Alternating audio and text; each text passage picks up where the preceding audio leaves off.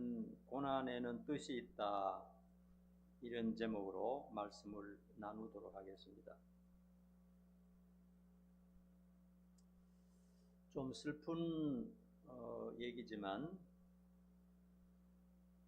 의사들의 말을 들어보니까 3, 4명 중에 1명은 암에 걸린다, 그렇게 통계가 나온다고 합니다. 3명, 4명 중에 1명은 암이다. 근데 암이 걸리면은 이제 지금은 살 수 있는 길이 있어요. 수술하면 살 수가 있겠죠. 살고자 한다면 수술하고 항암 치료받고 또 방사선 치료를 해야 됩니다. 그런데 그런 과정이 쉬운 게 아닙니다. 수술하고 항암 치료받고 방사선 치료하는 것이 말하기는 쉽지만은 그것을 직접 한 사람들은 죽을 것 같은 그런 고통이었다, 그렇게 말하고, 차라리 죽는 것이 낫겠다, 항암 치료 받으면서 죽고 싶었는 마음이 한두 번이 아니었다, 이렇게 하는 것을 볼 수가 있습니다. 그럼에도 불구하고 살려고 하면은 진통제만 먹어서는 안 됩니다. 진통제만 먹어서는 죽을 수밖에 없고, 살려고 하면은 수술을 받아야 되는 것입니다. 그 어려운 수술을 받아야 그 암 덩어리를 떼내야, 그 암을 죽여야 그 사람을 살릴 수가 있는 것입니다. 요즘 뉴스를 보기가 무서울 정도입니다. 세상에 재난이 너무나 많은 것 같아요. 이럴 때 예수 믿는 우리가 항상 알고 있어야 할 것이 뭐냐? 죄가 세상에 어느 정도 차오르면 하나님의 심판이 따라온다 하는 사실입니다. 그것을 알아야 돼요. 역사는 항상 그렇게 되어 왔습니다. 성경에는 그런 예로 꽉 차 있습니다. 대표적인 예가 노아의 홍수입니다. 노아의 홍수가 있기 전에 하나님께서 말씀하셨습니다. 죄가 관영하다. 어떤 통제 수단을 넘어버렸어요. 도저히 통제할 수 없는 수준에 이르렀을 때 하나님께서는 물로 온 세상을 심판하시고 모든 사람 다 죽였어요. 어떤 성경학자도 이렇게 말합니다. 그때 벌써 이 지구상에 오늘날 인구보다 더 많은 인구가 살았을지 모른다, 이렇게 말하고 있어요. 그러니까 엄청난 많은 사람들이 홍수에 다 죽고 말았습니다. 소돔과 고모라도 역시 마찬가지입니다. 하나님께서 내려다 보실 때 눈 뜨고 볼 수 없을 정도로 통제가 안 되는 겁니다. 아이고 어른이고 뭐 노인이고 할 것 없이 전부 죄악에 빠져서 어떤 통제 수단이 없어져 버리기 때문에 그때 하나님께서 불바다로 심판을 하셨습니다. 왜 그렇게 하셨느냐? 이 세상 지구를 살리기 위해서 암 덩어리를 떼내는 그런 과정이라 생각하면 됩니다. 세상의 죄와 우상 숭배가 극심한 곳일수록 우리가 가만히 보면요, 자연재해가 더 많은 것을 볼 수 있습니다. 우연의 일치다 이렇게 말할 수도 있겠지만요, 좀 더 자세히 살펴보면요, 이 우상 숭배와 죄들이 더 많은 곳에 자연재해가 더 많고 그런 어려움들을 더 많이 겪는 것들을 볼 수가 있습니다. 요즘 유럽에는 여러분들이 다 알다시피 사상 유례없는 더위로 수천 명이 열사병으로 죽었고 지금도 죽어가고 있습니다. 상상도 하지 못할 그런 열기가 올라오는 겁니다. 여러분, 유럽 그런 곳이 더운 곳이 아니었거든요. 그러니까 더운 곳이 아니기 때문에 에어컨이나 냉장고 이런 기술이 없어요. 그런 게 필요 없기 때문에. 그런데 더위가 갑자기 막 38도, 40도, 45도로 올라가니까 못 견디는 겁니다. 젊은 사람은 그래도 괜찮은데 나이가 들고 또 지병이 있는 사람들은 죽는 겁니다.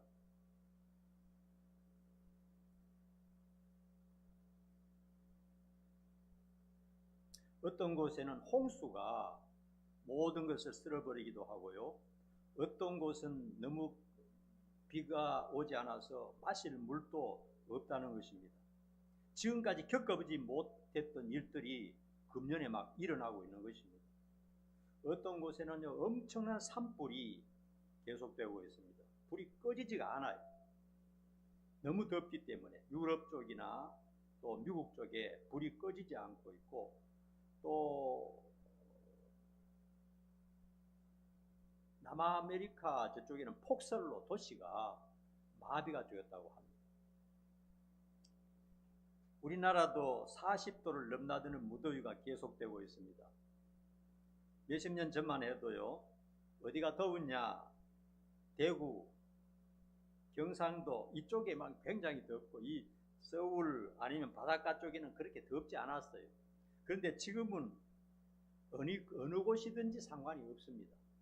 전국이 전체가 펄펄 끓는 것을 알 수가 있습니다. 이러한 지구온난화 현상은 앞으로 점점 심각해질 것이라는 것입니다.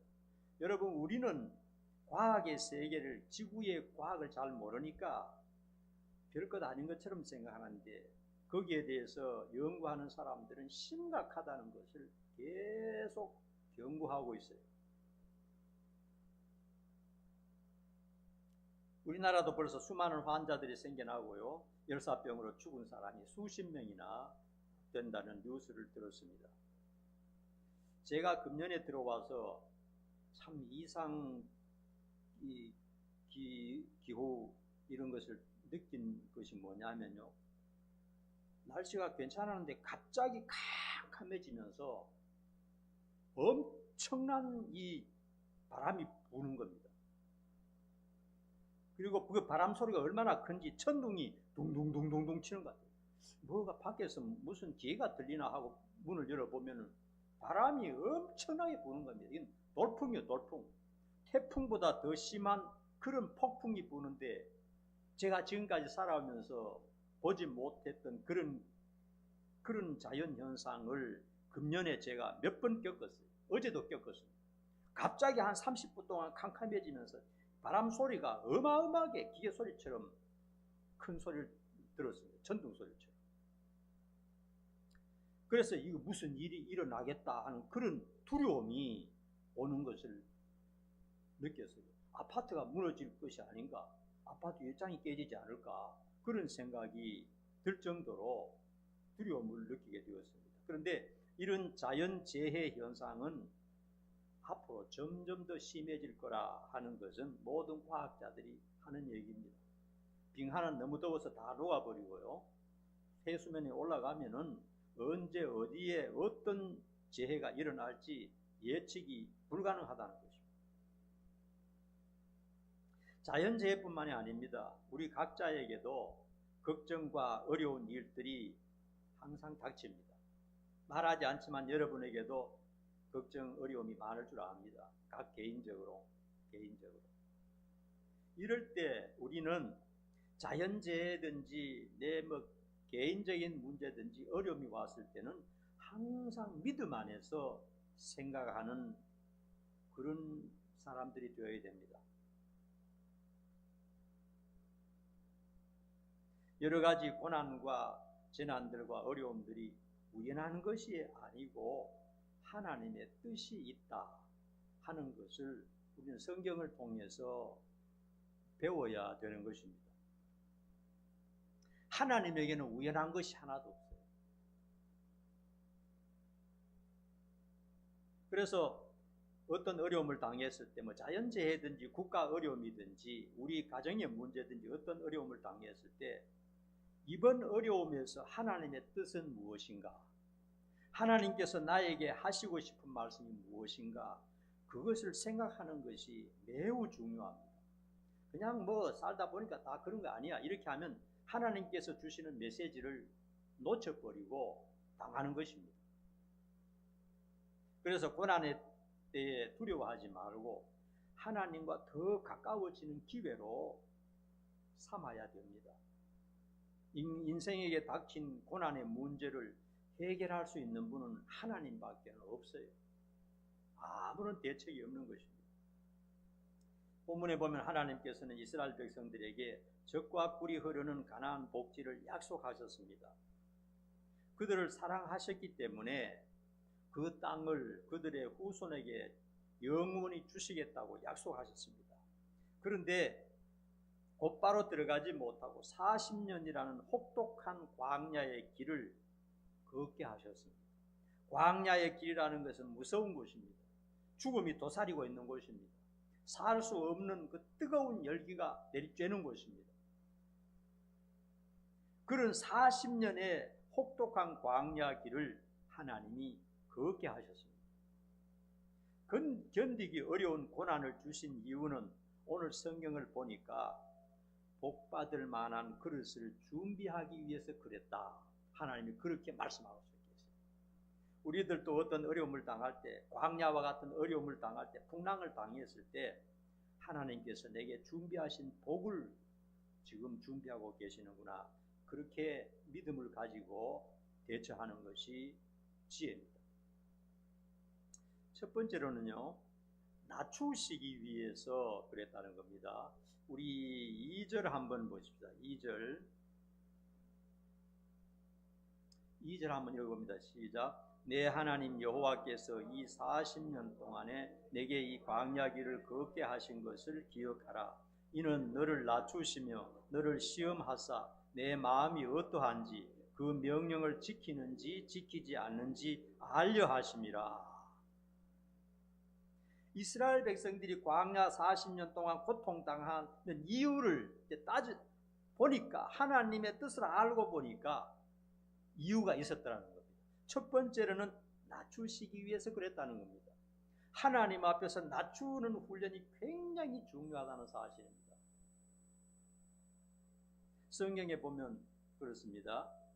겸손한 자에게는 복을 주시고 교만한 자는 끌어내려 버린다 그랬어요. 하나님은 교만하고 거만한 자를 굉장히 싫어합니다.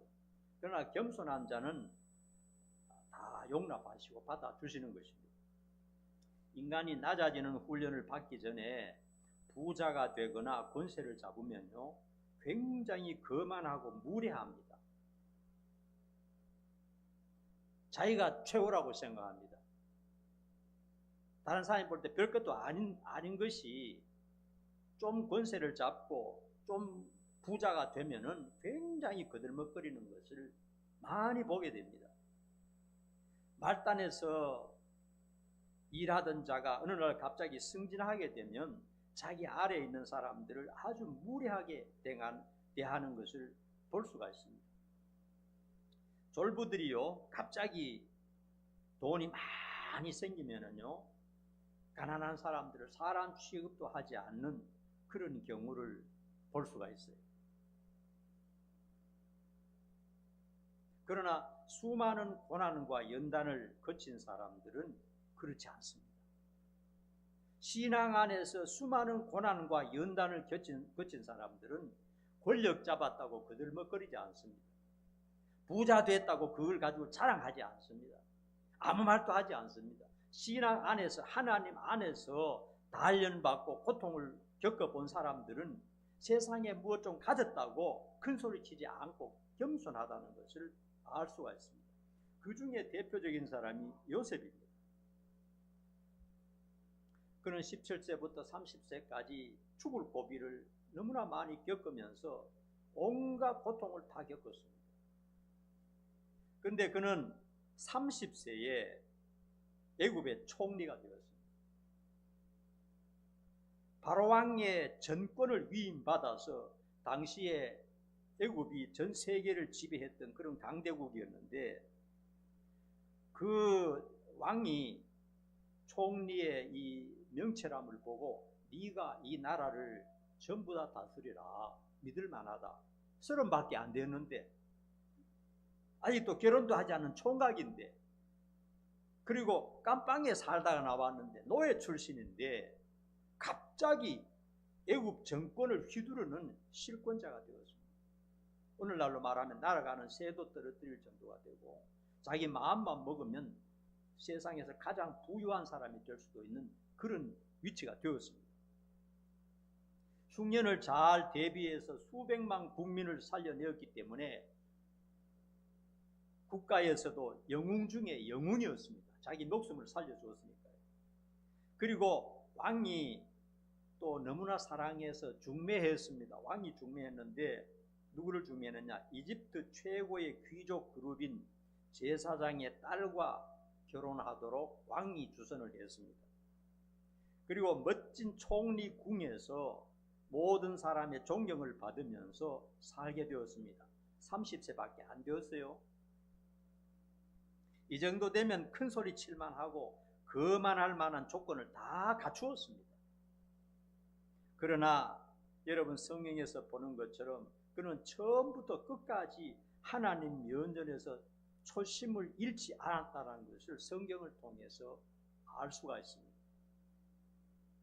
감옥에 있을 때나 아니면 또 노예로 있을 때나 총리가 되었을 때나 늙었을 때나 변함없이 하나님 중심으로 절대로 교만하지 않았다는 것입니다. 하나님만 섬기고 정직하고 진실하게 모든 사람에게 겸손하게 대한 것을 알 수가 있습니다. 그러한 그의 존귀한 신앙의 태도는 젊은 시절, 어린 시절에 엄청난 고난을 겪었기 때문에 가능한 것이었습니다. 여러분, 고난 없이요, 고통 없이 바로 자기 아버지의 유산을 물려받아서 높은 자리에 올라간 사람들요, 젊은 애들요, 아주 거만하고 얼마나 사치를 부리고 얼마나 악하게 하는지 몰라요.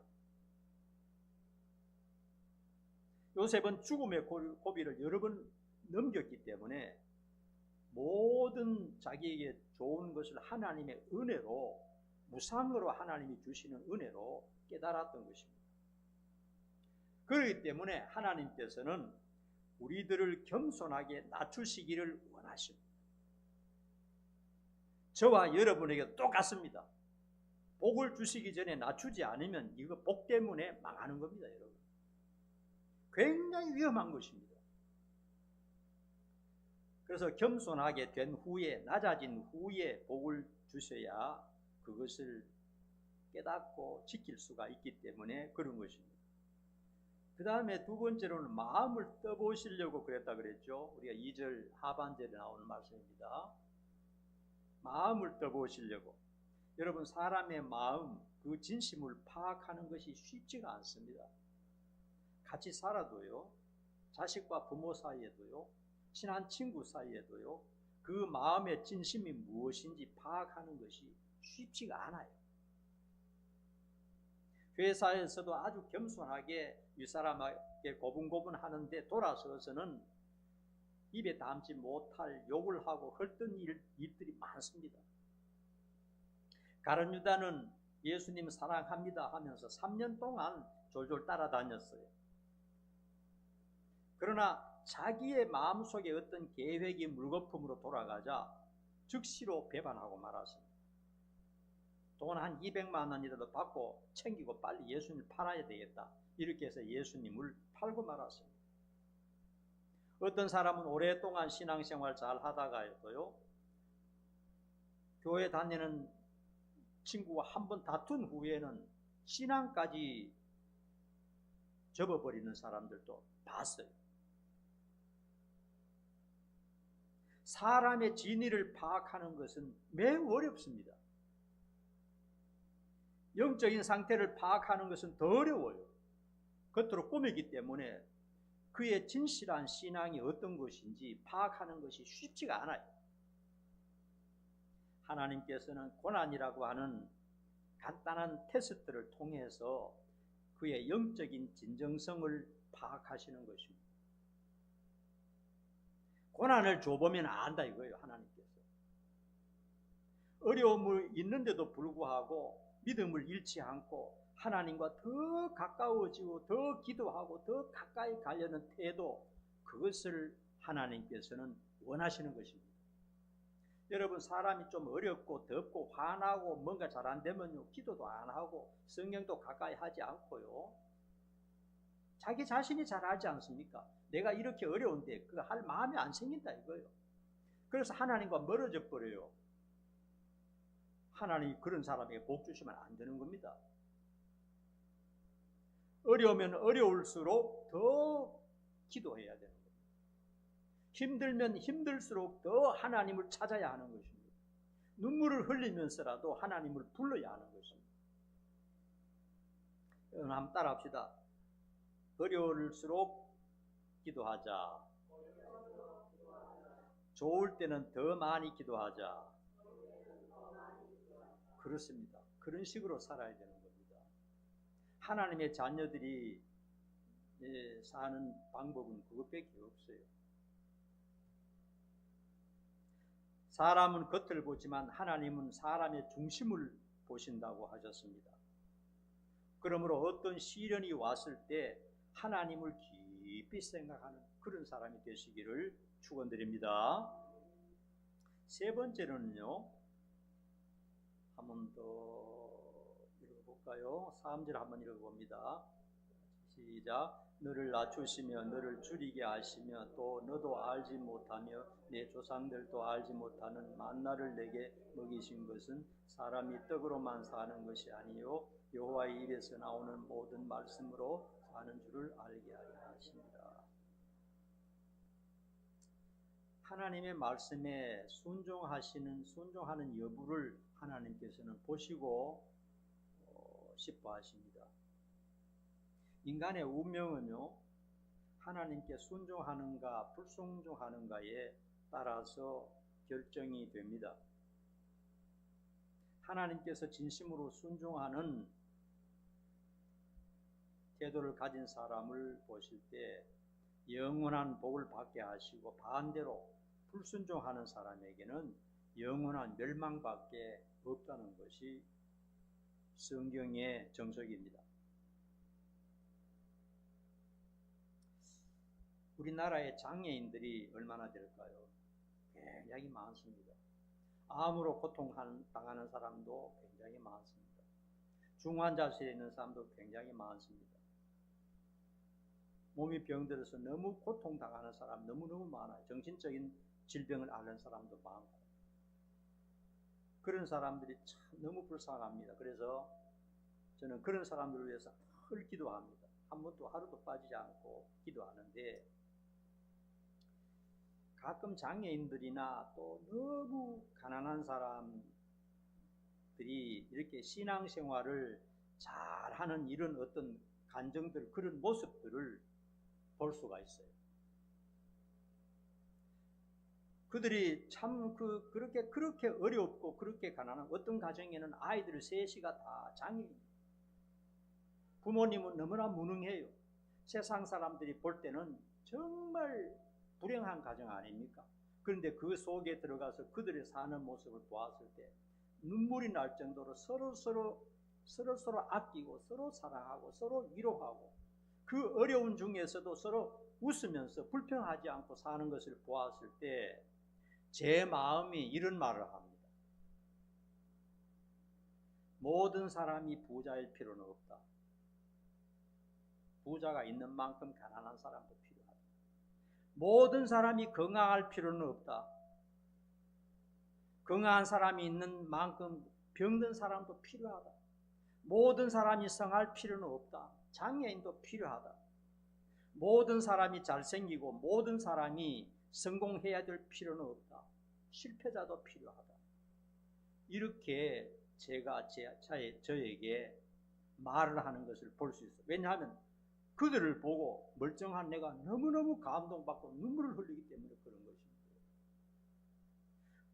다른 사람이 볼 때는 그렇게 어렵고 그렇게 힘들고 그렇게 장애를 가진 그 불행한 가정이지만은 그 속에서 서로 위로하고 서로 사랑하고 하나님 나라를 바라보면서 함께 기도하고 찬송하는 것을 볼 때 멀쩡한 우리보다 하나님이 더 기뻐하시는 그런 사람들이 아닌가 생각하면서 하나님이 하시는 일이 옳다는 생각이 듭니다. 우리가 생각할 때는 모든 사람, 가난한 사람 없이 다 부자 되고 아픈 사람 없이 다 건강하고 또 모든 사람이 다 성공하고 이렇게 해줬으면 좋겠다 싶은데 하나님은 그렇게 하시지 않거든요. 그것을 깨달은 것입니다. 꼭 그래야 하나님을 잘 섬기고 꼭 그래야 행복한 가정이 되는 것이 아니라는 것, 그런 간증을 통해서 보게 되었습니다. 그렇게 열악한 중에서도 아름답게 웃으면서 서로 돕고 사랑하고 신앙생활하는 것 보았을 때 그런 마음이 생깁니다. 그리고 결코 이 세상이 전부가 아니고 다시는 고통이 없는, 그런 장애가 없는 영원한 세상을 바라보고 있기 때문에 그런 것입니다. 이 세상에 잘 살든 못 살든 이 세상은 잠깐입니다. 잠깐. 금방 지나가 버리는 세상입니다. 다음 세상에는 그들이 하나님을 잘 섬길 때, 예수를 믿을 때 다음 세상에는 그런 것이 다 없어지게 되는 것입니다. 그러므로요, 건강하면서 죄를 짓는 것보다 몸이 아프지만 죄 좀 덜 짓는 것이 훨씬 이익입니다.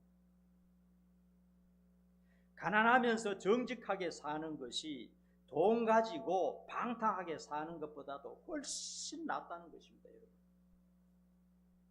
생산적인 방법으로만 생각하면 안 됩니다.